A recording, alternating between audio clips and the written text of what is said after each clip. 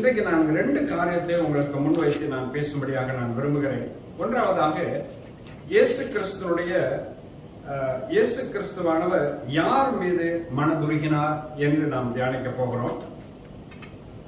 இரண்டாவதாக, கிறிஸ்துவின் மனதுருக்கமானது எப்படி வெளிப்பட்டது என்று இந்த 2 காரியத்தை மாத்திரம் தியானிக்க போகிறோம். ஒன்றாவதாக, இயேசு கிறிஸ்து யார் மேல மனதுருகினார்? நீங்கள் மார்க்கும் சுவிசேஷம் 6ஆம் அதிகாரம் 34ஆம் வசனத்தை வாசிக்கும் பொழுது வாசிங்க. இயேசு கரையில் வந்து அநேக ஜனங்களை கண்டு அவர்கள் மேய்ப்பனில்லாத ஆடுகளைப் போல் இருந்தபடியால் அவர்கள் மேல் மனதுருகி அநேக காரியங்களை அவர்களுக்கு உபதேசிக்க தொடங்கினார். மேய்ப்பனற்ற ஆடுகளைப் போல மக்கள் இருந்தபடினால் என்று எழுதி வாசிக்கிறோம். மேய்ப்பனற்ற ஆடுகளைப் போல மக்கள் இருந்தபடினாலே இந்த வசனம் இப்படி சொல்லப்படுகிறது. இயேசு அநேக ஜனங்களை கண்டு அவர்கள் மேய்ப்பனில்லாத ஆடுகளைப் போல இருந்தபடினால் அவர்கள் மேல மனதுருகினார். அந்த மனதுருக்கம் அவருக்கு என்னத்தை வெளிப்படுத்தினது என்றால், அநேக காரியங்களை அவர்களுக்கு உபதேசிக்க தொடங்கினார். தேவாதி தேவனை குறித்த அநேக காரியங்களை அவர்களுக்கு உபதேசிக்க தொடங்கினார். வேத வார்த்தைகள் அவருடைய வாழ்க்கையை மாற்றக்கூடியதாக இருந்தபடியினாலே அந்த வார்த்தைகளை அவர்களோடு பேசி இப்ப இருக்கிற சூழ்நிலையிலிருந்து அவருடைய நிலைமை மாற வேண்டும் என்று ஒரு உத்வேகத்தோடு கர்த்தருடைய வார்த்தை அவர்கள் மத்தியில அவர் பேசினார் என்று நாம் இங்கு அறிகிறோம். இந்த உபதேசம் மக்களுடைய வாழ்க்கையை மாற்றக்கூடியதாக இருக்கிறது. நாம் ஒருவேளை ஆலோசனை சொல்லலாம். அந்த ஆலோசனை வேத வசனத்துக்கு மையமாக இருக்கும் என்றால் அந்த ஆலோசனை வேலை செய்யும். ஆனா நீங்கள் ஆண்டவருடைய வசனத்தை மையமாக வைத்து நீங்கள் மக்களுக்கு நீங்கள் பேசும் பொழுது அந்த வார்த்தை அது வல்லமையும் ஜீவனம் உள்ள வார்த்தையாக இருக்கிறதுனால அது மக்கள் மத்தியில் கடந்து போய் அதை நிச்சயமாக கிரியை செய்யும். ஆண்டவராகிய இயேசுவானவரும் அப்படிதான் செய்தார். அவர் அநேக காரியங்களை அவர்களுக்கு உபதேசிக்க தொடங்கினார் என்று வேதத்தில் நாம் வாசிக்கிறோம். அவருடைய மனதுருக்கம் இவ்வனமாக வெளிப்பட்டதாக இங்கு நாம் வாசிக்கிறோம். தொடர்ந்து மார்க்குவின் சுவிசேஷம் 8ஆம் அதிகாரம் 2ஆம் வசனத்தை நம்ம வாசிக்க கேட்போம். மார்க்கு 8ஆம் அதிகாரம் 2வது வசனம். ஜனங்களுக்காக பரிதபிக்கிறேன், இவர்கள் இப்பொழுது என்னிடத்தில் தங்கி இருந்த 3 நாளாய் சாப்பிட ஒன்றுமில்லாதிருக்கிறார்கள். சாப்பிட ஒன்றுமில்லாதிருக்கிறார்கள். அதனால் அவர் ஜனங்கள் மேல அவர் பரிதபித்தார் என்று நாம் பார்க்கிறோம். இந்த பரிதபித்து தான் அவருடைய மனதுருக்கத்தை இங்கு வெளிப்படுத்துகிறதாக காணப்படுகிறதாக நாம் அறிகிறோம். பாருங்கள், நாம் எல்லாரும் 3 வேளையும் நன்றாக சாப்பிட்டு சந்தோஷமாக நாம் இருக்கிறோம். ஆனா ஒரு வேளை கூட சாப்பிட முடியாம சாப்பாடு இல்லாமல் இருக்கிற மக்கள் எத்தனை ஆயிரங்கள் இந்த பூமியில வாழ்ந்து கொண்டிருக்கிறார்கள். ஆக இந்த பகுதி நாம வாசிக்கிறது நிமித்தமா கர்த்தர் நம்மோடு என்ன இடப்படுகிறார் என்றால், சாப்பிட ஒன்றுமில்லாத இருக்கிறார்களே என்று சொல்லி அந்த 3 நாட்கள் அவரோடு இருந்த நாட்களில ஏதோ கொஞ்சம் கொஞ்சம் சாப்பிட்டு இருப்பார்கள். ஆனா கொஞ்சம் பசி அவர்கள் இருந்திருக்கலாம். ஆனா அதை கூட ஆண்டவர் சகித்துக் கொள்ளக்கூடாதபடிக்கு அவர்கள் சீசர்களை பார்த்து சொல்றாரு, இவர்கள் சாப்பிடுவதற்கு ஒன்றுமில்லாது இருக்கிறார்கள் என்று அவர்கள் மேல அவர் பரிதாபம் கொண்டார் அல்லது மனதுருகினார் என்கிற வார்த்தையை நாம் பார்க்கிறோம். ஆக நம்ம நன்றாக சாப்பிட்டு திருப்தியா இருக்கிற மக்கள், உணவு இல்லாத மக்களுக்கு நாம கொடுத்து நாம உதவி செய்ய வேண்டும். அதற்கான ஆவணைகளை நாம ஏதாவது செய்யலாம். இந்த காரியத்துல ஆண்டவர் ரொம்பவே பிரியமா இருக்கிறார். ஆகாரம் இல்லாத மக்கள் மேல ஆண்டவர் எவ்வளவு இரக்கம் கொள்கிறார் என்று இந்த வேத வாக்கியத்தை நாம் வாசிக்கிறோம். ஆக இந்த வகையில ஆண்டவர் மக்கள் மீது மனதுருக்கத்தை காட்டினார் என்று நாம் தெரிந்து கொள்ளலாம்.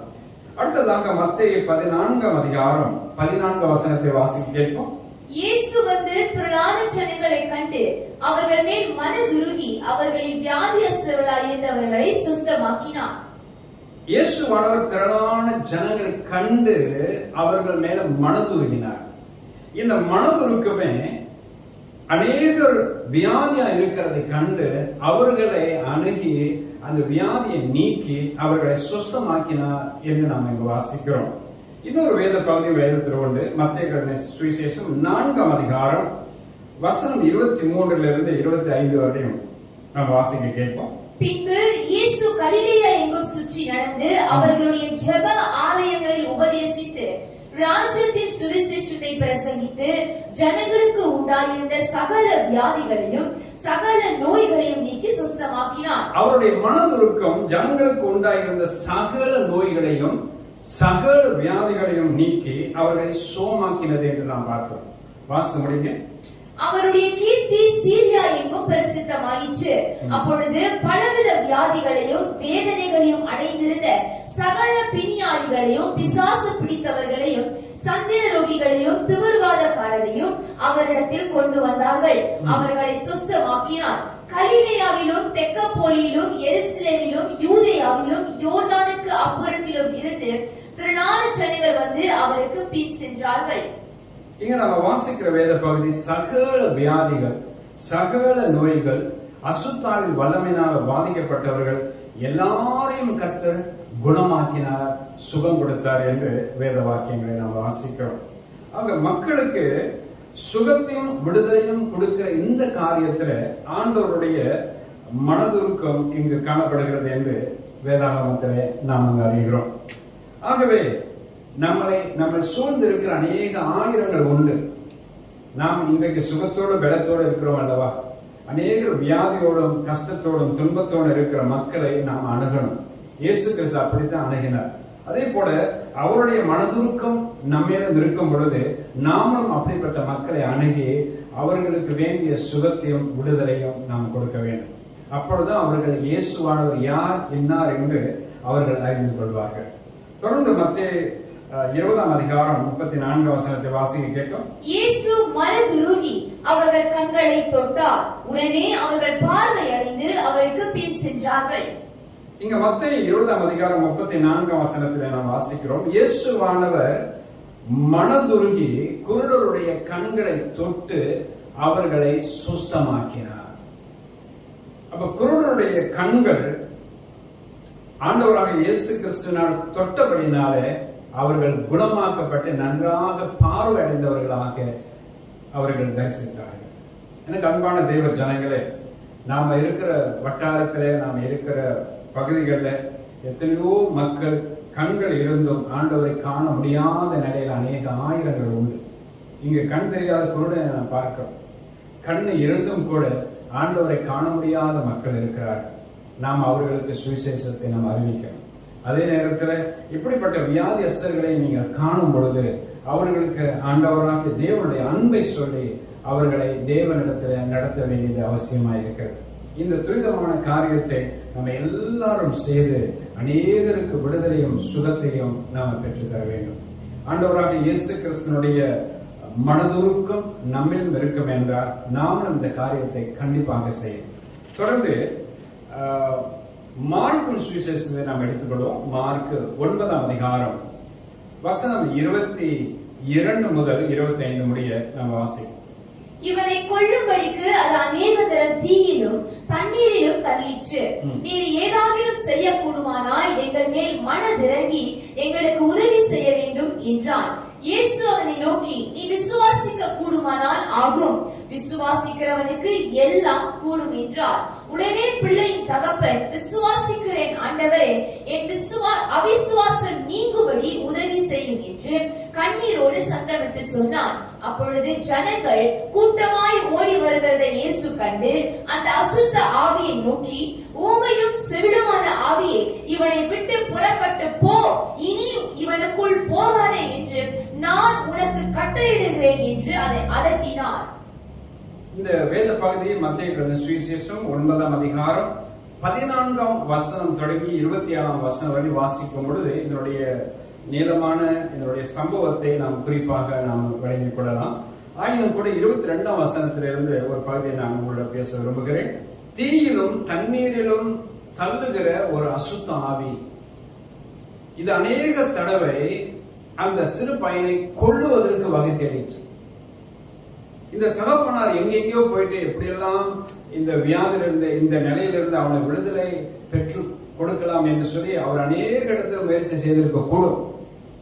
அப்படி அவர் முயற்சி செய்த இடத்துல ஒன்றுதான் இயேசுவின் இடத்துல அவர் வருகிறார். ஆனா அந்த இடத்துல இயேசு அங்க இல்லை. அவருடைய சீசர்கள் மாத்திரம்தான் இருந்தார்கள். ஆகவே சீசர்கள் எவ்வளவோ முயற்சி செய்தும் அந்த அசுத்த ஆவி அவர்களால் விரட்டக்கூடாமல் இருந்தது. அந்த நேரத்தில் இயேசு கிறிஸ்து வருகிறார். என் சீசர் இடத்துல என்னத்தை வினவி கொண்டிருக்கிறீர்கள் என்று கேட்கிறார். அப்பொழுதுதான் பிள்ளையின் தகப்பன் அங்கு ஓடி வருகிறான். அவன் சொல்லுகிறான், இந்த அசுத்த ஆவி அநேக சமயத்தில் அவன் தீயிலும் தண்ணீரையும் தள்ளி அவனை கொல்ல முயற்சிக்கிறது. ஏதாவது செய்யக்கூடுமான என் செய்யுங்கள் என்று சொல்லி இயேசு பார்த்து கேட்கிறார். அப்ப இயேசு அவனிடத்துல பார்த்து சொல்றாரு, நீ விசுவாசிக்க கூடுமான ஆகும், விசுவாசிக்கிறவனுக்கு எல்லாம் கூடும் என்று அவர் சொல்லுகிறதாக நாம் பார்க்கிறோம். அப்பொழுது அந்த பிள்ளையின் தகப்பன விசுவாசிக்கிறேன் ஆண்டவரை என்று சொல்லி ஆண்டவரிடத்துல தன்னுடைய அவிசுவாசத்தை அறிக்கையிட்டு தன்னை முற்றிலுமாக இயேசுவின் இடத்துல வருகிறார். அப்பொழுது ஆண்டவராக இயேசு அவனை என்னிடத்துல கொண்டு வாருங்கள் என்று சொல்லுகிறார். இயேசு இடத்துல கொண்டு வந்த உடனே அந்த அசுத்த ஆவி அவனை அலக்கழித்து அவன் நுரத்தள்ளி அந்த ஆவி அவனை விட்டு புறப்பட்டு போயிட்டு என்று வேதாகமத்தை வாசிக்கிறோம். எங்க அன்பான தேவ மக்களே, இந்த இடத்துல நான் பார்க்கும் பொழுது ஒரு அசுத்தாவின் வல்லமையிலிருந்து இயேசு கிறிஸ்துவானவர் அவருடைய மனதுருக்கம் இந்த பையன் மேல் இருந்தது நிமித்தமாக அவனை விடுதலை பண்ணி அவனை குணமாக்கினார் என்று வேத சத்தியத்தை நாம் பார்க்கிறோம். ஆண்டவராக இயேசு கிறிஸ்துவை போல அவருடைய அன்பான சீசர்களாக இருக்கிற நாமும், அவருக்கு ஊழியக்காரராக இருக்கிற நாமும், தேவனுடைய பிள்ளைகளை என்று சொல்லிக் கொடுக்கிற நாம் எல்லாரும் அநேகர் அசுத்தாவின் வல்லமையினால செய்வனையிலும் மந்திரவாதத்திலும் இப்படி பிடிக்கப்பட்டு அநேகர் அவதிப்பட்டுக் கொண்டிருக்கிறார்கள். நாமும் இந்த ஊழியத்தை ஆண்டவருடைய சமூகத்தை நாம் செய்யலாம். உங்களுக்கும் ஆண்டவராக இயேசு கிறிஸ்துவை போல இப்படிப்பட்ட மனதுருக்கம் இருக்கும் என்றால் நாம எல்லாருமே ஆண்டவருடைய நற்பணியை தேவனுடைய நாம மகிமைக்காக செய்ய முடியும். கர்த்தர் நம்மளோடு இருப்பாராக. அடுத்ததாக மார்க்கு சுவிசேஷம் 1ஆம் அதிகாரம் வசனம் 40-41 வாசிக்க கேட்போம். அப்பொழுது குஷ்டரோகி ஒருவன் அவரிடத்தில் வந்து அவர் முன்பாக முழங்கால் படியிட்டு, உமக்கு சித்தமானால் என்னை சுத்தமாக்க உம்மால் ஆகும் என்று வேண்டிக் கொண்டான். இயேசு மனதுருகி கையை நீட்டி அவனை தொட்டு, எனக்கு சித்தம் உண்டு, சுத்தமாகு என்றார். சரி, இங்க நம்ம வாசிக்கிறோம், இயேசு கிறிஸ்துவானவர் குஷ்டரோகியின் மீது மனதுருகினார் என்று நான் பார்க்கிறோம். அந்த குஷ்டரோகியானவன் இயேசு இடத்துல வந்து சொல்லுகிறான், ஆண்டவரே, உமக்கு சித்தமானால் என்னை சுத்தமாக்கும், உமக்கு விருப்பம் இருந்தால் என்னை சுகமாக்கும் அப்படின்னு சொல்லி கேட்கிறார். அப்ப ஆண்டவராக இயேசு என்ன சொல்றாரு?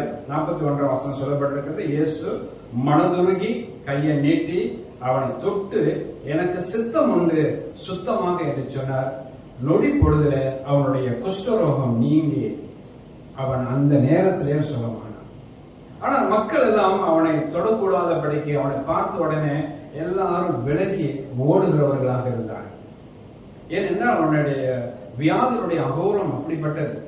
இது நமக்கு இந்த வியாதி வந்துவிடுமோ என்று சொல்லி ஜனங்கள் அப்படிப்பட்ட மனுஷர்களை விட்டு விலகி ஓடினார்கள். ஆனா இயேசுவானவர் அவனை தொட்டு அவனை குணமாக்கினார். அவனை தொட்டு குணமாக்கினார் என்றால் அவருடைய மனதுருக்கத்தை சற்று யோசித்து பாருங்கள். இயேசு எப்படிப்பட்ட அன்புள்ளவராக இருந்தார், இப்படிப்பட்ட மக்களையும் அவர் தொட்டு அவர் குணமாக்குவார். ஆமென். அடுத்ததாக லூக்காவின் சுவிசேஷம் 7ஆம் அதிகாரம் 12-13 வசனத்தை வாசிக்க கேட்போம். அவர் ஊரின் வாசலுக்கு சமீபித்த போது மரித்து போன ஒருவனை அடக்கம் பண்ணும்படி கொண்டு வந்தார்கள். அவன் தன் தாய்க்கு ஒரே மகனாய் இருந்தான். அவளோ கைப்பெண்ணாய் இருந்தாள். ஊராரில் வெகு ஜனங்கள் அவளுடனே கூட வந்தார்கள். கர்த்தர் அவளை பார்த்து அவன் மேல் மனதுருகி அழாரே என்று சொல்லி. இங்க நம்ம வாசிக்கிற ஒரு வேத பகுதி பாருங்கள். தங்கள் அருமையானவர்களை நாம இலக்கு கொடுத்திருக்கும் பொழுது நாம எப்படிப்பட்ட சூழ்நிலை நாம இருப்போம்? நமக்கு அன்பானவர்கள், நமக்கு நெருக்கமானவர்கள், நம்ம ரொம்பவே அவர்களை நேசிக்கிறோம். திடீரென்று அவர்கள் மறித்து விடுவார்கள் என்றால் நமக்கு எப்படி இருக்கும்? எப்படிப்பட்ட துக்கத்தின் ஆழத்துல நாம அமிழ்ந்து போயிருப்போம். ஆனா ஆண்டவராக இயேசு அவனை உயிரோடு எழுப்புகிற ஒரு சந்தர்ப்பத்தை நாம் இந்த இடத்துல பார்க்கிறோம். இதனுடைய முழு பகுதியை நீங்கள் வாசிக்க வேண்டும் என்றால் லூக்காவின் சுவிசேஷம் 7ஆம் அதிகாரம் 11ஆம் வசனம் தொடங்கி 15ஆம் வசனம் வரைக்கும் நீங்க வாசித்து பார்க்கும் பொழுது கோர்வையாக இந்த முழு சம்பவத்தை நாம் அங்க பார்க்கிறோம். இதுல என்ன சொல்லப்பட்டிருக்கிறது என்றால், குறிப்பாக 13ஆம் வசனத்துல கர்த்தர் அவரை பார்த்து அவன் மேல் மனதுருகி அழாதே என்றார். பிற்பாடு பாடையை தொட்டார். உடனே மரித்தவன் எழுந்திருந்தான் என்று நான் பார்க்கிறோம். இந்த பெண்ணுக்கு அவன் ஒரே ஒரு மகன் என்றுதான் எழுதப்பட்டது. ஆனா அவளோ கைம்பெண்ணா இருந்தாள். ஒரே ஒரு மகன், அவனும் இறந்து போனான். இந்த சூழ்நிலை இவள் கைம்பெண்ணா இருக்கிறாள். இவளுக்கு யார் ஆதரவு? ரொம்பவே துக்கமான ஒரு நிலைமையில அவளுடைய வாழ்நாள் அவளை கழிக்க வேண்டும். ஆக அதையெல்லாம் அவளை நினைத்து அவள் ஜீரணிக்க முடியாத படிக்க மிகுந்த துக்கத்தில் அவள் காணப்படுகிறார். இந்த நேரத்தில் தான் ஆண்டவராகிய இயேசு கிறிஸ்து அந்த ஊர் உள்ளுக்கு அவர் உள்ள நுழைவதற்கு போகிறார். அந்த பாடை அவர் தூக்கி கொண்டு அந்த ஊருக்கு எல்லைக்கு வருகிறார். அங்குதான் ஆண்டவர் அவர்களை சந்திக்கிறார். ஒரு நொடி பொழுதுல ஆண்டவர் அந்த சம்பவத்தை அவர் விளங்கி கொண்டார். விளங்கி கொண்டு அந்த தாயை பார்த்து அவளை பார்த்து அழாதே என்று சொல்லுகிறார். பிற்பாடு அவர் மனதுருகி அவர்கள் சுமந்து வந்த அந்த பாடையை தொட்ட உடனே மரித்தவன் எழுந்திருந்தான் என்று நாம் வாசிக்கிறோம். இயேசு கிறிஸ்துவானவர் எப்படிப்பட்ட மனதுருக்கம் உடையவராக இருந்திருப்பார் என்றால் இப்படிப்பட்ட ஒரு காரியத்தை அவர் செய்திருக்க கூடும். கொஞ்சம் யோசித்து பாருங்க. இன்னைக்கு எத்தனையோ மறிக்கிற தருவாயில் அநேக ஆயிரங்கள் நம்முடைய கண்முன்னாக இருக்கிறார். இன்னும் அவர்கள் மறிக்கல, ஆனா மறிக்கிற தருவாயில இருக்கிறார். நம்முடைய மனதுருக்கம் அவர்களை கண்டு அவர்களுக்காக ஜெபிக்கணும், அவர்களை விடுவிக்கணும், அவர்களுக்கு வேண்டிய ஆரோக்கியம் சுகத்தை நம்ம கொடுக்கணும். நம்மளால தான் ஆகும், நாம தான் இதை செய்யணும். ஆண்டவராக இயேசு அன்றைய நாட்களில் செய்தார். இன்றைக்கு நம்மளை சுற்றி எத்தனையோ ஆயிரங்கள் இருக்கிறார்களே, அவர்களுக்கு நாம தான் உதவி செய்யணும். ஆக ஆண்டவராக இயேசு கிறிஸ்துனுடைய மனதுருக்கத்தை போல நமக்கும் இப்படிப்பட்ட மனதுருக்கம் இருக்கும் என்றால் நாமும் இப்படிப்பட்ட சேவையில சிறப்பாக செய்ய கர்த்தர் நமக்கு உதவி செய்வார். அடுத்ததாக இன்னொரு வேத பகுதியை நான் உங்களுக்கு ஞாபகப்படுத்த விரும்புகிறேன். லூக்காவின் சுவிசேஷம் 15ஆம் அதிகாரம் வசனம் 20 வாசிப்போம். எழுந்து புறப்பட்டு தன் தகப்பனிடத்தில் வந்தான். அவன் தூரத்தில் வரும்போதே அவனுடைய தகப்பன் அவனை கண்டு மனதுருகி ஓடி அவன் கழுத்தை கட்டிக்கொண்டு அவனை முத்தம் செய்தான். இங்கு நாம் பார்க்கிறோம், அதாவது ஒரு இளைய குமாரனை குறித்து இந்த இடத்தில் எழுதப்பட்டிருக்கு. தகப்பனுக்கு 2 பிள்ளைகள் இருந்தார்கள். மூத்தவன் தகப்பனோடு இருந்தான், இளையவன் தகப்பனை விட்டு பிரிந்து போய்விட்டான். இவனை குறித்து தான் நம்ம எழுதப்பட்டிருக்கிறது. இந்த அதிகாரத்தினுடைய முதல் 2 வசனத்தை வாசிப்போம். 1ஆம் வசனம், 2ஆம் வசனம். சகல ஆயக்காரரும் பாவிகளும் அவருடைய வசனங்களை கேட்கும்படி அவரிடத்தில் வந்து சேர்ந்தார்கள். அப்பொழுது பரிசேயரும் வேத பாரகரும் முறுமுறுத்து, இவர் பாவிகளை ஏற்றுக்கொண்டு அவர்களுடைய சாப்பிடுகிறார் என்றார்கள். இங்கு நம்ம வாசிக்கிற ஒரு வேத பகுதி என்ன? இந்த மகனும் பாவியான ஒரு பையனை போல அவன் திரும்பி வந்திருக்கிறான். இங்கு 1-2 வசனத்தில் நான் பார்க்கிற மக்களும் பாவியான ஒரு கூட்ட மக்களையும் அங்க இருக்கிறதையும் நாம் காண்கிறோம். ஆனா ஆண்டவராகிய இயேசு கிறிஸ்துவினுடைய மனதுருக்கமானது பாவிகள் மேலே அவர் மனம் உருகுகிறவராகவும் இறங்குகிறவராகவும் காணப்படுகிறார். அவருடைய பாவ காரியங்களை அவர் வெறுத்தாலும் பாவிகள் மேல அவர் நேசம் கொண்டு, ஐயோ இந்த பாவிகள் மனம் திரும்ப வேண்டுமே என்று சொல்லி அவர்கள் மேல மனதுருகிறவராக ஆண்டவராக இயேசு கிறிஸ்து இந்த இடத்துல காணப்படுகிறார். எனக்கு அன்பான தெய்வ மக்களே, நம்மளை சுற்றி எத்தனையோ ஆயிரங்கள் உண்டு அல்லவா? எவ்வளவோ பேர் இருக்கிறாங்க பாவிகள், அக்கிரமக்காரர்கள். ஒருவேளை அவர்களை நாம் காணும் பொழுது அவர்கள் விட்டு நம்ம விலகி போகலாம். அவர்களோடு நாம் சேரக்கூடாது என்று நம்முடைய பெற்றோர்களும் கூட நமக்கு ஆலோசனை சொல்லுவார்கள். அவர்கள் தீய குணம் உடையவர்கள், அவங்களோட சேராதீங்க, அவங்களோட பழகாதீங்கன்னு கூட சொல்லலாம். ஆனா ஆண்டவராக இயேசு கிறிஸ்து அவங்களுடைய துன்மார்க்கமான கிரியைகளை அவர் வெறுக்கிறார். ஆனா அதே நேரத்துல அந்த பாவியான மனுஷன் மேல அன்பு கூர்ந்து, இவனும் ரட்சிக்கப்படணுமே, இந்த அக்கிரமக்காரனும் ரட்சிக்கப்படணுமே, இந்த பாவியம் மனம் திரும்ப வேண்டும் என்று சொல்லி ஆண்டவர் அவர்கள் மேல மனதுருகிறவராக காணப்படுகிறார். இன்றைக்கு நாம திரள் கூட்டமான மக்களை நாம் காணும் பொழுது, இப்படிப்பட்ட பாவிகள் அக்கிரமக்காரர்களை நாம் காணும் பொழுது நம்மளுடைய மனநிலை எப்படி காணப்படுகிறது? கொஞ்சம் யோசித்து பாருங்க. இயேசு கிறிஸ்துவை போல இப்படிப்பட்ட பாவியான மனுஷர்கள் மேல நாம் மனதுருகிறோமா? அவங்களுக்கு ஏதாவது செய்யணும் அப்படிங்கிற ஒரு உத்வேகம் நமக்குள்ள இருக்கிறதா? இவரெல்லாம் நீங்கள் ஆலோசித்து பார்த்து நன்மையான காரியத்தை கர்த்தருக்காக நீங்க செய்யும் பொழுது ஆண்டவருடைய மனதுருக்கத்தை நாமும் பெற்றிருக்கிறோம், நாமும் இந்த ஊழியத்தை செய்வோம் என்று ஆண்டவர் நம்ம ரொம்ப சந்தோஷப்படுவார். எனக்கு அன்பான தேவ ஜனங்களே, இயேசுவை போல நாம ஊழியம் செய்வதற்கு நம்மளை ஒப்புக் கொடுக்கணும். அநேக வசனங்களை நாம பார்த்தோம். இயேசு கிறிஸ்துனுடைய மனதுருக்கம் எப்படிப்பட்டது என்று சொல்லி அநேக வசனத்தின் ஆதாரங்கள் மூலமாக அவருடைய மனதுருக்கத்தினுடைய நிலையை நாம புரிந்து கொண்டோம். இன்றைக்கு அவரோட ஊழியம் மத்தேயு, மார்க்கு, லூக்கா, யோவான் போன்ற சுவிசேஷங்கள்ல ரொம்பவே பிரபலமா இருந்ததுக்கு என்ன காரணம்? திரள்கூட்டமான மக்கள் எப்பொழுதும் அவர் பின்னாலே வந்து கொண்டிருந்ததுக்கு என்ன காரணம் என்று நீங்க பாத்தீங்கன்னா, அவர் மனதுருகி மக்களை தொட்டு அவர்களை குணமாக்கினார். மனதுருகி தேவனை குறித்தான ஆழ்ந்த சத்தியங்களை அவர்களுக்கு உபதேசித்தார், அவர்களுக்கு பிரசங்கித்தார், அவர்களோடு சம்பாசித்தார் என்றெல்லாம் வேத புஸ்தகத்தை நாம் வாசிக்க முடிகிறது. ஆகவே இப்படிப்பட்ட மனதுருக்கம் நமக்கு இருக்கும் என்றால் நீங்க நல்ல ஒரு சிறந்த ஊழியராக உருவாக கர்த்தர் உங்களை ஆண்டு நடத்துவார். கர்த்தர் உங்களோடு கூட இருப்பாராக. இப்ப இரண்டாவது காரியத்தை நாம் தியானிக்க போகிறோம். கிறிஸ்துவின் மனதுருக்கமானது எப்படி வெளிப்பட்டது, வெளிப்பட்ட விதம் என்ன என்பதை குறித்து நாம் ஆராய்வோம். லூக்காவின் சுவிசேஷம் 10ஆம் அதிகாரம் 33ஆம் வசனம் தொடங்கி 36ஆம் வசனம் வரை நாம் வாசிக்க கேட்போம். பின்பு சமாரியன் ஒருவன் பிரயாணமாய் வருகையில் அவனை கண்டு மனதுருகி கிட்ட வந்து அவனுடைய காயங்களில் எண்ணெயையும் திராட்சரசமும் வார்த்து காயங்களை கட்டி அவனை தன் சுய வாகனத்தின் மேல் ஏற்றி சத்திரத்திற்கு கொண்டு போய் அவனை பராமரித்தான். மறுநாளிலே தான் புறப்படும் போது 2 பணத்தை எடுத்து சத்திரத்தான் கையில் கொடுத்து, நீ இவனை விசாரித்துக் கொள், அதிகமாய் ஏதாகிலும் இவனுக்காக செலவழித்தால் நான் திரும்பி வரும்போது அதை உனக்கு தருவேன் என்றார். இங்கு நாம வாசிக்கிற வேத பகுதியை பாருங்கள்.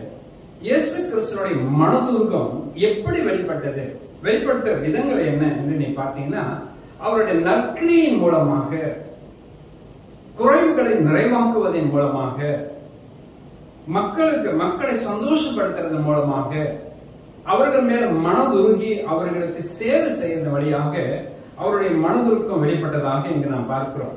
இங்க நீங்கள் வேத பகுதி 34ஆம் வசனத்தை நாம் வாசித்து பார்க்கும் பொழுது, காயங்களில் அவர் எண்ணெய் பூசி திராட்சை ரசம் வார்த்து காயம் கட்டி அவருடைய சுய வாகனத்தில் ஏற்றி சத்திரத்தில் கொண்டு போயிட்டு அவனை வைத்து பராமரித்தார் என்று நாங்கள் வாசிக்கிறோம். ஆனா அதற்கு முன்னாக வந்தவர்கள் எல்லாம் அவர்கள் பக்கமாக விலகி போனார்கள். ஆனா ஆண்டவராக இயேசு கிறிஸ்து நல்ல சமாரியனாக இன்றைக்கு நம்முடைய கண்முன் காணப்படுகிறார். இந்த நல்ல சமாரியனை போல உதவி செய்கிற ஒரு எண்ணம் அவருக்குள்ள இருக்கிறது, உதவி செய்கிற பண்பு அவருக்குள்ள இருக்கிறது. இந்த உதவி செய்கிற எண்ணமும் பண்பும் எப்படி அவருக்குள்ள வந்தது என்றால், அவருக்குள்ள ஏற்கனவே மனதுருக்கம் இருக்கிறது. எனக்கு அன்பான மக்களே, உங்களுக்குள்ளும் இப்படிப்பட்ட மனதுருக்கம் ஆண்டவராக இயேசு கிறிஸ்துவை போல இருக்கும் என்றால், நீங்களும் ஒரு நல்ல சமாரியனா இருந்து நீங்க வாழ்கிற வட்டார மக்களுக்கு எவ்வளவோ செய்யலாமே. நீங்க அவ்வளவு செய்யக்கூடிய அளவுல உங்களுக்கு அந்த திறன் இருக்கும். காரணம் என்னன்னாக்கா, இந்த மனதுருக்கம் அந்த திறனை உங்களுக்கு கொண்டு வரும். இந்த மனதுருக்கம் அந்த தேவ அன்பை உங்களுக்கு கொண்டு வரும். மக்கள் பரிதவிக்கிறதை பார்க்கும் பொழுது நீங்கள் கண்ணு காணாம போயிட மாட்டீங்க. அவங்களுக்கு ஏதாவது ஒரு செய்யணுமேங்கிற ஒரு மன துடிப்பு உங்களுக்குள்ள வரும். இந்த நல்ல சமாரியனுடைய பண்பு உங்களோட வாழ்க்கையில வர கர்த்தர் ஆசீர்வதிப்பாராக.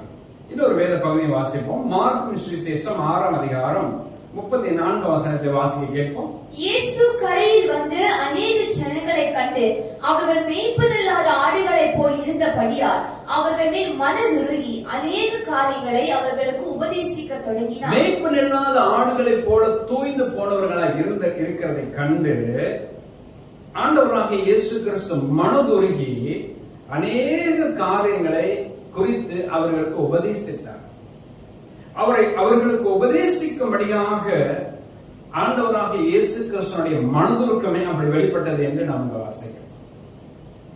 ஆகவே அவர்களை கண்டு ஏதாவது ஒரு செய்யணுமே, அவங்களுக்கு ஒரு நல்வழியை காட்டணுமே, ஒரு நல்ல ஆலோசனை அவங்களுக்கு சொல்லணுமே, நல்ல வழிமுறையை காட்டணுமே என்று சொல்லி ஆண்டவராக இயேசு கிறிஸ்து அவர்களுக்கு உபதேசித்தார் என்று நாம் பார்க்கிறோம்.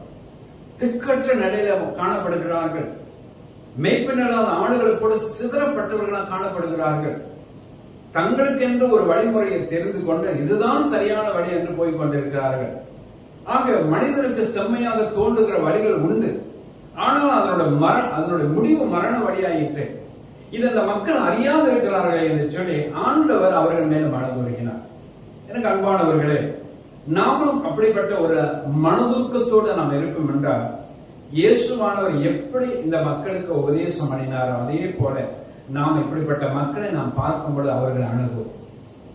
ஆண்டவராகிய தேவனுடைய தேவ சத்தியங்களை அவர்களுக்கு நிச்சயமாக நாம் சொல்லுவோம். இந்த தேவ வார்த்தைகள் தான் அவர்கள் விடுதலையாக்கும். இந்த சத்தியம் தான் அவர்கள் விடுதலையாக்கும். வசனம் அப்படித்தான் சொல்லப்படுகிறது, சத்தியத்தையும் அறிவீர்கள், இந்த சத்தியம் உங்களை விடுதலையாக்கும். ஆகவே ஆண்டவராகிய தேவ சத்தியத்தை மக்களுக்கு சொல்லுவோம். மக்களை விடுதலையாக்கி சுகத்தோடு பலத்தோடு அவர்களை காத்துக் கொள்வோம். இந்த இடத்துல நாம் பார்க்கும்போது ஆண்டவராக இயேசு கிறிஸ்துவினுடைய மனதுருகம் எப்படியாக வெளிப்பட்டதாக நாம் அறிந்து கொள்கிறோம். தொடர்ந்து மத்தேயு 14ஆம் அதிகாரம் 14ஆம் வசனத்தை பாருங்க. இயேசு வந்து திரளான ஜனங்களை கண்டு அவர்கள் மேல் மனதுருகி அவர்களை வியாதியஸ்தர்களாய் இருந்தவர்களை சுஸ்தமாக்கினார். ஆண்டவராக இயேசு கிறிஸ்துவினுடைய மனதுருக்கம் எப்படி வெளிப்பட்டது என்றால், வியாதியஸ்தரை அவரை காணும் பொழுது கண்ணு காணாம அவர் போயிடல. அவருடைய துக்கத்தை அவர் அறிந்திருந்தார், அவருடைய வியாகுலங்களை அவர் அறிந்திருந்தார், அவருடைய பெருமூச்சு அவர் அறிந்திருந்தார், அவருடைய சரீரத்தின் பாடுகளை அறிந்திருந்தார், அவருடைய வேதனைகளை அவர் உணர்ந்திருந்தார். எப்படி அவரால் சும்மா இருக்க முடியும்? ஒரு கஷ்டத்துக்குள்ள நாம் போகும் பொழுது அந்த கஷ்டத்தினுடைய பாடுகள் நமக்கு தெரியும். ஆனா கஷ்டப்படாத ஒரு மனுஷனுக்கு அந்த கஷ்டத்தின் பாரம் தெரியாது. ஆனா இயேசு கிறிஸ்துவானவர் இந்த பூமியில எல்லாவற்றையும் அறிந்தவர். நீங்கள் பாடுபடும் பொழுது, நீங்கள் துக்கப்படும் பொழுது, நீங்கள் வேதனை இருக்கும் போது, நீங்கள் அல்லல் படும் போது ஆண்டவர் அவர் எல்லாவற்றையும் அவர் அறிந்திருக்கிறார். உங்களுக்கு நிச்சயமாக அவர் உதவி செய்வார். இந்த தேவனிடத்துல உங்களோட வாழ்க்கையை நீங்க ஒப்பு கொடுத்து பாருங்க. ஒருவேளை எப்படிப்பட்ட வியாதியோடும் கஷ்டத்தோடு துன்பத்தோடு நீங்கள் வாழ்ந்து கொண்டிருக்கிறீங்க எனக்கு தெரியாது. ஆனாலும் இந்த வசனத்தின்படி மத்தேயு 14ஆம் அதிகாரம் 14ஆம் வசனத்தின்படி ஆண்டவராக இயேசு கிறிஸ்துவானவர் வியாதியஸ்தர்களை காணும் பொழுது அவர்களை குணமாக்க வேண்டுமே, அவர்களை விடுவிக்க வேண்டுமே, அவர்களை சுகமாக்க வேண்டுமே என்கிற ஒரு துடிப்பு அவர்களுக்குள்ள இருந்து வேலை செஞ்சதுக்கு காரணம் என்னன்னாக்கா, அவருக்குள்ள இருந்த அந்த மனதுருக்கம். இதே மனதுருக்கம் உங்களையும் சந்திக்கும். நீங்கள் எப்படிப்பட்ட வியாதியின் பாதையில கடந்து போறீங்கன்னு தெரியாது. ஆனால் இந்த ஆண்டவராக இயேசு கிறிஸ்துவின் இடத்தை நீங்க வந்து பாருங்க. உங்கள் குறைகளை சொல்லி பாருங்க, உங்கள் வேதனைகளை சொல்லி பாருங்க, உங்கள் பெருமூச்சை சொல்லி பாருங்க. இந்த இயேசுவானவர் கண்டிப்பாக உங்களை விடுவித்து உங்களை சுகமாக்குவார்.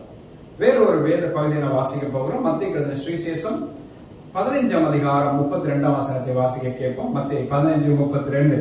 பின்பு இயேசு தம்முடைய சீஷர்களை அழைத்து, ஜனங்களுக்காக பரிதபிக்கிறேன். இவர்கள் என்னிடத்தில் 3 நாள் தங்கி இருந்து சாப்பிட ஒன்றுமில்லாதிருக்கிறார்கள். இவர்களை பட்டினியாய் அனுப்பிவிட எனக்கு மனதில்லை. வழியில் சோர்ந்து போவார்களே என்றார். பாருங்கள், அவர்கள் மேல எப்படிப்பட்ட ஒரு கர்சனை அவர்கள். இந்த பட்டினியோடு இவர்களை அனுப்பிவிட்டால் போகிற வழியில் இவர்கள் சோர்ந்து போவார்களே. ஒரு சிலர் பசி மயக்கத்தினால மயங்கு விழுந்து விடுவார்கள். இவைகள் எல்லாம் ஆண்டவருக்கு தெரியும். அவங்களுக்கு ஏதாவது ஒன்று கொடுத்து அவர்களை திருப்திப்படுத்தி ஒரு தெம்பா அவர்களை அனுப்பணும், ஒரு திருப்தி அவர்களை அனுப்பணும், சுகமா அவர்களை அனுப்பணும், ஒரு நல்ல ஒரு நிலையில அவர்களை ஆகாரம் கொடுத்து நல்ல ஒரு சூழ்நிலையை அவங்களை உருவாக்கி அவங்களை அனுப்பணுங்கிற அப்படிப்பட்ட ஒரு உத்வேகம் அவருக்குள்ள இருந்தது. காரணம் என்னவென்றால் பசியினுடைய கொடூரம் அவருக்கு தெரியும். பசியினுடைய கொடூரம் அவருக்கு தெரியும். நாம் இருக்கிற வட்டாரத்தில் எத்தனையோ ஆயிரங்கள் பசியில இருக்கிறார்கள். நாம் அவர்களுக்கு என்ன செய்யறோம்? ஒரு பசி உள்ள மனுஷனை காணும் பொழுது அவனுக்கு போஷிக்கணுமேங்கிற ஒரு மனதுருக்கம் இயேசு கிறிஸ்துக்கு வெளிப்பட்டிருக்கிறது. நமக்கு அப்படிதான் ஒரு உணர்வு வேலை செய்யணுங்க. அப்படி செஞ்சாதான் நம்ம தேவனுடைய பிள்ளைகள். அவருடைய பிள்ளைகள் அவரை போல நாம் இருக்கணும் இல்லையா? அப்ப நாம ஏதாவது ஒரு விதத்துல நம்மளால முடிஞ்ச அளவு அவங்களுக்கு நாம எதையாவது செய்யலாம். தொடர்ந்து மத்தேயு 20ஆம் அதிகாரம் 32 இருந்து 34 வரை வாசிப்போம். இயேசு நின்று அவர்களை தம்மிடத்தில் அழைத்து, நான் உங்களுக்கு என்ன செய்ய வேண்டும் என்று இருக்கிறீர்கள் என்றார். அதற்கு அவர்கள், ஆண்டவரே, எங்கள் கண்களை திறக்க வேண்டும் என்றார்கள். இயேசு மனதுருகி அவர்கள் கண்களை தொட்டார். உடனே அவர்கள் பார்வையடைந்து அவருக்கு பின் சென்றார்கள். இங்க நாம் பார்க்கிற ஒரு பகுதியை நீங்க கவனிக்கணும். இந்த குருடர்கள் யாரோ ஒரு இயேசுவை பத்தி உங்களை சொல்லி இருக்கிறார்கள். இந்த இயேசு இடத்துல நாம போவோம் என்றால் நாம வரும் பொழுது பார்வையோடு நாம திரும்புவோம் அப்படிங்கிற ஒரு ஆசை அவர்களுக்குள்ள ஒரு உத்வேகமாக இயேசுவை காணும்படியாக யாரோ ஒருவர் அவர்களை அழைத்துக் கொண்டு அவரிடத்துல போகும்படியாக அவர்களை முன்னது தரணும். ஏனென்றால் அவர்கள் குறைவுள்ளவர்கள், பார்வையற்றவர்கள். ஆண்டவர் எவ்வளவு அழகாக இந்த உலகத்தை படைத்திருக்கிறார். அந்த உலகத்தை அவர்களால் காண முடியாத நிலையில அவருடைய வாழ்க்கை இன்றைக்கு காணப்பட்டிருக்கிறது. ஆகவே எப்படியாவது சுகத்தை பெற்றுக்கொள்ளணும், எப்படியாவது விடுதலை பெற்றுக்கொள்ளணும், எப்படியாவது ஒரு ஆரோக்கியத்தை பெற்றுக்கொள்ளணுங்கிற ஒரு ஆசை அவர்களுக்குள்ளாக காணப்பட்டது. ஆகவே அதற்காக அவர்கள் கொஞ்சம் பிரயாசம் எடுத்துக்கொண்டார். அவர்களுடைய பிரயாசம் என்னன்னாக்கா, இயேசு போகிற பாதையை அவர்கள் கண்டுபிடித்து இயேசுவே என்று சொல்லி கூப்பிட ஆரம்பித்தார்கள். அவர்கள் எவ்வளவு சத்தமாக கூப்பிட முடியுமோ அப்படி கூப்பிட்டார்கள். அதை அவருடைய சத்தம் இயேசு கிறிஸ்துவினுடைய காதுல கேட்டது. அதனால இயேசு கிறிஸ்து அங்க நின்றார். அவங்களை எடுத்துக்கொண்ட அத்தனை பிரயாசத்தையும் நாம் அந்த இடத்துல பார்க்கிறோம். எப்படியாவது சுகத்தை பெற்றுக்கொள்ள வேண்டும், எப்படியாவது விடுதலை பெற்றுக்கொள்ள வேண்டும், எப்படியாவது உலக மக்களை போல நாமும் வாழணும்னு சொல்லி அந்த பிரயாசம் அவர்களுக்குள்ள இருந்தது. அந்த பிரயாசத்தினால அவர்கள் எவ்வளவோ முயற்சி செய்து இயேசுவை அணுகினார்கள். அவர்கள் எடுத்துக்கொண்ட அத்தனை முயற்சியும் விருதா போகல. ஏனென்றால் நீங்கள் இயேசுவை தேடுகிறீர்கள் என்று அவருக்கு தெரியும். அவர் மூலமா உங்களுக்கு விடுதலை கிடைக்கணும் சொல்லி நீங்க பிரயாசம் எடுத்துக்கொண்டதை அவர் அறிவார். நிச்சயமாக அவர் உங்களுக்கு உதவி செய்யாமல் இருப்பாரா? நீங்க ஒரு முயற்சி செய்து பாருங்க. உங்களுக்கு எப்படிப்பட்ட தேவையின் அடிப்படையில் இருக்கிறீங்க? இந்த குருடனை போல நீங்கள் அவரை தேடி எப்படியாவது ஒரு விடுதலை பெற்றுக்கொள்ள நீங்க பிரயாசம் எடுக்கலாமே. அப்படிப்பட்ட ஒரு பிரயாசம் நீங்க எடுப்பீர்கள் என்றால் இந்த குருடனுக்கு ஆண்டவர் அவர்கள் கூக்குறதை கேட்டு நின்று அவர்கள் கண்களை தொட்டு அவர்கள் அந்த கண்ணை திறந்து அவர்களுக்கு சுகத்தை கொடுத்தார். எனக்கு அன்பான மக்களே, உங்களுக்கும் அப்படிப்பட்ட சுகம், உங்களுக்கும் அப்படிப்பட்ட ஒரு விடுதலை வேண்டும் என்றால் இந்த இயேசுநாதரிடத்தில் அணுகினது போல, இந்த குருடர்கள் அணுகினது போல நாமளும் அணுகுவோம் என்றால் நாமளும் ஒரு பெரிதான விடுதலை பெற்றுக் கொள்ளலாமே. கர்த்தர் நிச்சயமாக உங்களுக்கு உதவி செய்வார். தொடர்ந்து மார்க் 5ஆம் அதிகாரம் 8-9 வசனத்தை நாம் வாசிக்க கேட்போம். ஏனெனில் அவர் அவனை நோக்கி, அசுத்த ஆவியே, இந்த மனுஷனை விட்டு புறப்பட்டு போ என்று சொல்லி இருந்தார். அப்பொழுது அவர் அவனை நோக்கி, உன் பேர் என்னவென்று கேட்டார். அதற்கு அவர், நாங்கள் அநேகராய் இருக்கிறபடியால் என் பேர் இலேகியோன் என்று சொல்லி. இங்கு ஒரு மனுஷனை பார்க்கிறோம். அவன் இடுகாட்டு, அதாவது சுடுகாடு என்று சொல்லுவார்கள், சவங்களம் புதைக்க வேண்டிய இடங்கள், அந்த இடத்துல போய் கிடக்கிறான். அவன் உடவே ரொம்ப அகோரமான ஒரு சூழ்நிலை, பார்க்கத்தக்க நிலையில் அவன் சரீரம் இல்லை. ஆனா அவனுக்குள்ள அநேக ஆவிகள் அவனை ஆளுகை செய்து கொண்டிருக்கிறது. இந்த நேரத்தில் அவன் இயேசு அந்த வழியா வருகிறதை அவன் பார்த்து விட்டான். அப்படி என்றால் அவனுக்குள்ள இருக்கிற ஆவிகள் பார்த்து விட்டார். அவனை நோக்கி அந்த ஆவிகள் ஓடுகிறது. இயேசு கிறிஸ்து அந்த ஆவியை பார்த்து விரட்டுகிறார். பொல்லாத அசுத்த ஆவியை இவனை விட்டு போ என்று சொல்லுகிறார். அந்த நேரத்தில் அந்த ஆவிகள் சொல்வது, நாங்கள் அநேகமா இருக்கிறோம், அநேக ஆயிரங்கள் ஒரு மனுஷனுக்குள்ள இருக்க முடியும். அப்படிப்பட்ட ஆவிகள் அவனை பாதிக்கிறது. ஆனால் அந்த ஆவியை ஆண்டவராக இயேசு கிறிஸ்து விரட்டுகிறார். அவன் சரீரத்தில் இருக்க அத்தனை ஆவி அவனை விட்டு புறப்படுகிறார். அவன் பூரண சுகம் அடைகிறான் என்று வேதாகமத்தை வாசிக்கிறோம். எனக்கு அன்பானவர்களே, எத்தனை பேர் அசுத்தாவின் வல்லமையில் இன்னைக்கு பாதிக்கப்பட்டிருக்கிறார்? எத்தனை பேர் மந்திரவாதத்தில், எத்தனை பேர் செய்வனையில, எத்தனை பேர் அசுத்தாவின் ஆக்கிரமத்தில் இன்னைக்கு அநேகர் அவதிப்பட்டுக் கொண்டிருக்கிறார். இந்த இயேசு கிறிஸ்துவனுடைய மனதுருக்கம் வெளிப்பட்டது போல நமக்கும் அந்த வெளிப்பாடு இருக்கும் என்றார், நமக்கும் அப்படிப்பட்ட மனதுருக்கம் வெளிப்படும் என்றார், நம்மை சுற்றி இருக்கிற மக்களுக்கு நம்ம விடுதலை கொடுக்கலாமே. இந்த இயேசு கிறிஸ்துனுடைய வல்லமை இன்னைக்கு நாம் தரித்துக் கொண்டிருக்கோம். இந்த வல்லமை நமக்குள்ள இருந்து கிரியை செய்யும். ஆண்டவராக இயேசு கிறிஸ்து எப்படி அசுத்தாவின் வல்லமைகளை விரட்டி அவர்களுக்கு சுகம் கொடுத்தாரோ அதே போல நாமும் சுகம் கொடுக்க முடியும். காரணம் என்னவென்றால் இயேசு கிறிஸ்து சொல்றாரு, என்னை யாராவது விசுவாசிப்பான் என்றார் நான் செய்கிற காரியத்தை அவன் தானும் செய்வான், இவைகளை பார்த்தால் பெரிய காரியத்தையும் செய்வான்னு சொல்லியிருக்கிறார். ஆகவே நாம் அநேக அசுத்தாவின் வல்லமையில பாதிக்கப்பட்ட மக்களை விடுதலையாக்கி அவர்களுக்கு சுகத்தையும் விடுதலையும் நாம் பெற்று கொடுக்க முடியும். ஆமென், ஹல்லேலூயா. ஆகவே நம்மளை கொண்டு கர்த்தர் அநேக அற்புதங்களை செய்ய அவர் எதிர்பார்த்து காத்திருக்கிறார். நமக்கு வேண்டியதெல்லாம் அவரை போல நமக்கு அந்த மனதுருக்கம் காணப்பட வேண்டும். ஆமென். தொடர்ந்து மார்க் 1ஆம் அதிகாரம் 41ஆம் வசனத்தை வாசிப்போம். இயேசு மனதுருகி கையை நீட்டி அவரை தொட்டு, எனக்கு சுத்தம் உண்டு, சுத்தமாகு என்றார். இங்க நம்ம அந்த குஷ்டரோகியை ஆண்டவர் எப்படி தொட்டார், எப்படி அவனை குணமாக்கினார், தொடும்படியாக அவருடைய மனதுருகம் எப்படி வெளிப்பட்டது என்பதை நாம் பார்க்கிறோம். அவருடைய வேதனையை அவர் அறிந்திருக்கிறார். இது பெரும்பாலும் இந்த குஷ்டரோகம் உள்ளவர்களுடைய சரீரம் பார்த்தீங்கன்னா நம்ம பார்க்கத்தக்க நிலையில அவங்க ரூபம் இருக்காது.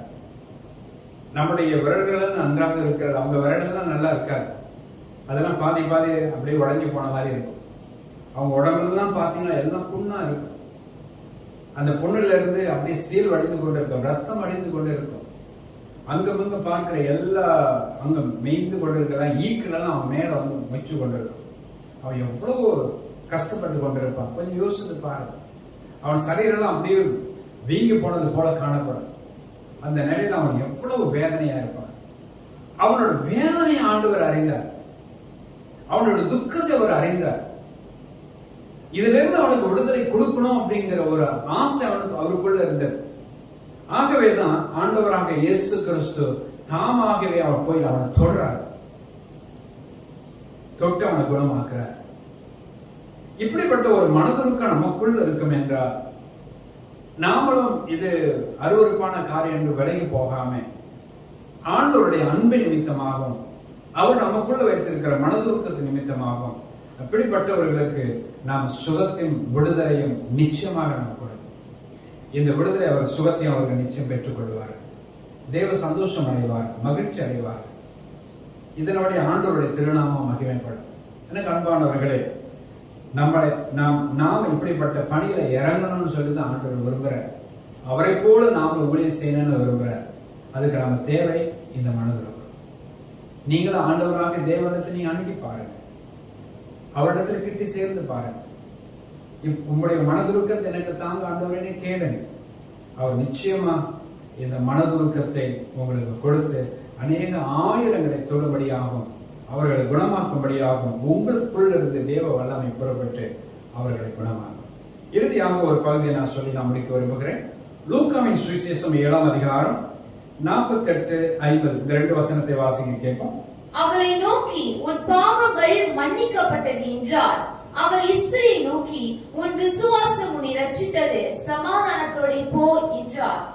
இங்கு பார்க்கிறோம், பாவியாகிய எஸ்தரியை ஆண்டவராகிய இயேசுநாதர் ஏற்றுக்கொண்டது மாத்திரமல்ல, அவருடைய பாவத்தை மன்னித்து அவருடைய சமாதானத்தோடு அனுப்பிவிட்டதாக நமக்கு பார்க்கிறோம்.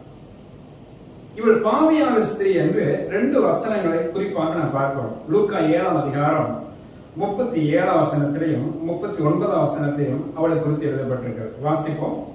அப்பொழுது அந்த ஊரில் இருந்த பாவியாகிய ஒரு ஸ்திரீ அவர் பரிசேயன் வீட்டிலே பந்தி இருக்கிறதை அறிந்து ஒரு பரணியில் பரிமள தைலம் கொண்டு வந்து அவரை அழைத்த பரிசேயன் அதை கண்ட போது, இவர் தீர்க்கதரிசியாயிருந்தால் தம்மை தொடுகிற ஸ்திரீ இன்னாள் என்றும் இப்படிப்பட்டவள் என்றும் அறிந்திருப்பார், இவள் பாவியா இருக்கிறாளே என்று தனக்குள்ளே சொல்லிக் கொண்டான். 37ஆம் வசனத்திலையும் இவள் பாவியாக ஸ்திரீ என்று நாம் பார்க்கிறோம். 39ஆம் வசனத்துல அந்த வீட்டுக்காரர் அந்த பெண்ணை பார்த்து, இவள் பாவியாக ஸ்திரீயாக இருக்கிறாளே, இந்த பெண்ணானவர் இயேசுநாதரை தொடுகிறாரே, இவர் உண்மையிலே தீர்க்கதரிசியா இருந்தா இது அவர் அறிஞ்சிருப்பாரே அப்படின்னு சொல்லி தன் மனதிற்குள்ளேயே இவைகளெல்லாம் நினைத்து கொண்டிருக்கிறார். ஆனா ஆண்டவராக இயேசுநாதர் அவனுடைய மனதை மனதில் உள்ள எண்ணங்களை அறிந்து அவனுக்கு புத்திமதி ஆலோசனை சொல்லுகிறதாக வேதாகமத்தை நாம் இங்கு வாசிக்கிறோம். எனக்கு அன்பானவர்களே, ஆண்டவராக இயேசு கிறிஸ்துவானவர் அவருடைய மனதுருக்கமானது பாவியாக ஸ்திரியை, அந்த பெண்ணை ஏற்றுக்கொண்டது மாத்திரமல்ல, அவளுடைய பாவத்தை மன்னித்தது மாத்திரமல்ல, அவருடைய சமாதானத்தோடு போகும்படியாக ஆண்டவராக இயேசுவானவர் அவரை அனுப்பிவிட்டதாக நாம் பார்க்கிறோம். எனக்கு அன்பானவர்களே, இந்த நாளில் நிறைய காரியங்களை உங்களோடு கூட நான் பேசியிருக்கிறேன். இயேசு கிறிஸ்துவானவர் அவருடைய மனதுருக்கம், இயேசு கிறிஸ்து யார் மேல் மனதுருகினார் என்றும் அவருடைய மனதுருக்கம் எப்படியாக வெளிப்பட்டது என்று 2 முக்கிய காரியங்களை உங்களோடு கூட நான் பேசியிருக்கிறேன். இந்த 2ஆம் பகுதியில் நான் பேசும்போது அவருடைய மனதுருக்கம் எப்படியெல்லாம் வெளிப்பட்டது என்று நாம் வேத வசனத்தின் ஆதாரத்திலே நாம் தெரிந்து கொள்ளணும். இந்த அடிப்படையில் உங்களுடைய வாழ்க்கை ஆண்டவர் இடத்துல இருக்கும்படியாக ஒப்புக்கொள்ளும். குறிப்பாக இந்த மனதுருக்கத்தை கேளுங்க. நீங்கள் ஆண்டவருக்கு ஊழியம் செய்றீங்களா? ஒரு நல்ல விசுவாசியா இருக்கிறீங்களா? நீங்க நிச்சயமா இந்த மனதுருக்கம் உங்களுக்கு இருந்தால்தான் ஊழியத்தை திறம்பட செய்ய முடியும். இயேசுவை போல நீங்க ஊழியம் செய்யலாம். இயேசுவின் இடத்துல எப்படி மக்கள் திரளாக ஓடி வந்தார்களோ அதே போல உங்க ஊழியத்தில் அநேகர் வருவார்கள், அநேகர் சபையில் அங்கமாவார்கள், அநேக புதிய புதிய ஆத்மாக்கள் வருவார்கள் திருச்சபைக்குள்ளாக. நீங்கள் உங்களுடைய திருச்சபை வளரும், உங்கள் திருச்சபை பெருகும். காரணம் என்னவென்றால் உங்களுக்கு இருக்கிற இந்த மனதுருக்கம் அநேகரை விடுதலையாக்கும், அநேகரை சுகமாக்கும். இயேசு கிறிஸ்துவினுடைய மனதுருக்கம் எப்படி அநேகரை விடுதலையாக்கி, அநேக சுகமாக்கி, அநேக கட்டுகளில் இருந்த மக்களை காப்பாற்றினதோ அதே போல உங்களுடைய மனதுருக்கம், நீங்கள் ஆண்டவராக இயேசு கிறிஸ்து மூலமாக பெற்றுக் கொடுக்கிற இந்த மனதுருக்கம் அப்படியே அநேகரை விடுதலையாக்கும். ஆகவே இந்த வேத பகுதியை நாம் அறிந்து கொண்ட நீங்கள், தெய்வமே இப்படிப்பட்ட மனதுருக்கம் எனக்கு வேணும் அப்பா. கிறிஸ்துவானவர் எப்படி அவர் மனதுருக்கம் காணப்பட்டதோ அதே போல அவர் மனதுருக்கம் எப்படியெல்லாம் வெளிப்பட்டதோ அது அவனமாக எனக்கு அந்த மனதுருக்கம் வேணும். எனக்கும் இயேசுவானவர் வெளிப்பட்ட மனதுருக்கத்தை போல என்னிடத்திலும் அப்படிப்பட்ட மனதுருக்கம் வெளிப்படலாம். ஐயா, என்னை ஆசீர்வதிங்க ஆண்டவரே, என்னை பலப்படுத்துங்க அப்பா, என் ஊழியத்தை ஆசீர்வதிங்க, என் வாழ்க்கையை ஆசீர்வதிங்க அப்படிலாம் ஆண்டவரிடத்துல கேட்டுப்பாரு. நிச்சயமாக இந்த தெய்வம் உங்களை ஆசீர்வதிப்பார். நீங்கள் ஆண்டவராக இயேசு போல நல்லது ஒரு வாழ்க்கை வாழவும், நல்லது ஒரு ஊழியம் செய்வோம். அந்த ஊழியத்தினால் ஆண்டவர் சந்தோஷப்படவும், அந்த சந்தோஷத்தினால் அநேக ரட்சிக்கப்படாத மக்கள் கிறிஸ்துவனிடத்தில் வந்து சேரவும் கர்த்தர் நிச்சயமா அருள் செய்வார்.